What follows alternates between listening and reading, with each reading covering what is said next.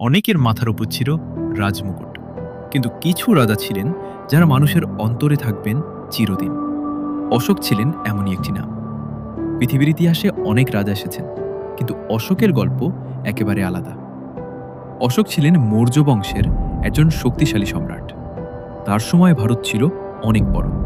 আফগানিস্তান থেকে বাংলাদেশ পর্যন্ত তার শাসন বিস্তৃত ছিল। তার হাতে ছিল অপার ক্ষমতা, কিন্তু শুরুর দিকে তিনি ছিলেন খুবই নির্দয়। শত্রুদের পরাজিত করতে তিনি কিছুতেই পিছপা হতেন না। তার জীবনের সবচেয়ে বড় যুদ্ধ ছিল কলিঙ্গ যুদ্ধ।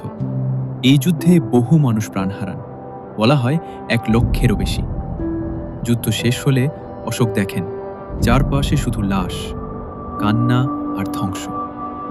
এই ভয়াবহ দৃশ্য দেখে অশোকের মনের মধ্যে এক বিশাল পরিবর্তন আসে। অশোক বুঝলেন, একজন সত্যিকারের শাসক হতে হলে মানুষের দুঃখ বোঝা শেখা জরুরি। তাই তিনি বৌদ্ধ ধর্ম গ্রহণ করেন। তিনিই প্রথম বলেছিলেন, শান্তি, দয়া আর ভালোবাসার মধ্যেই আসল শক্তি লুকিয়ে আছে।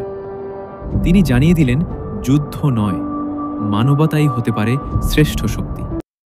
তিনি তৈরি করেন অশোক স্তম্ভ, একটি সিংহের খোদাই করা স্তম্ভ, যা আজও ভারতের জাতীয় প্রতীক। অশোক ছিলেন প্রথম সম্রাট যিনি মানুষের জীবনকে গুরুত্ব দিয়েছিলেন। তিনি বলেছিলেন, শান্তি ও শিক্ষা দিয়েই দেশ চলে। অশোকের মতো রাজা পৃথিবীতে খুব কম। তিনি দেখিয়ে দিয়েছিলেন, নির্দয় একজন মানুষও ভালো মানুষ হয়ে উঠতে পারেন, আর শান্তিই হতে পারে সবচেয়ে বড় জয়। যুদ্ধপ্রিয় রাজা থেকে হয়ে উঠেছিলেন শান্তির দূত। তিনি প্রমাণ করেছিলেন, পরিবর্তন আমাদের সবার মধ্যেই সম্ভব।